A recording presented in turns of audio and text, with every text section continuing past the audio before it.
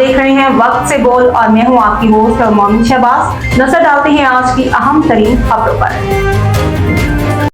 सियालकोट में सरकारी निर्खनामा नजरअंदाज, मुबैना तौर पर LPG महंगे दामों फरोख्त।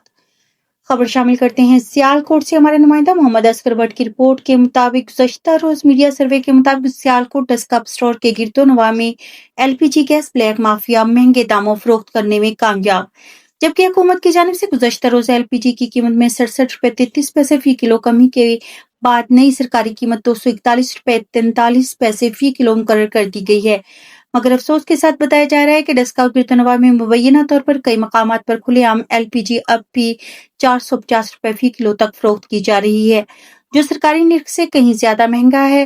महंगाई के साथ साथ गली मोहल्लों और मेन बाजारों में खुलेआम फरोख्त हो रही है। कोई सेफ्टी पॉइंट महफूज नहीं है, जिससे इंसानी जिंदगी को भी खतरा लाहक हो सकता है।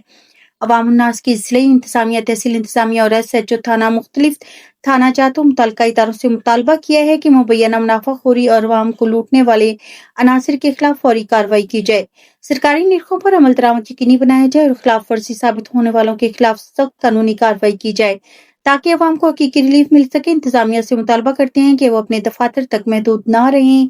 अवाम की फरियाद। अब तक के लिए इतना ही। मजीद खबरों और अपडेट्स के लिए देखते रहें वक्त से बोल।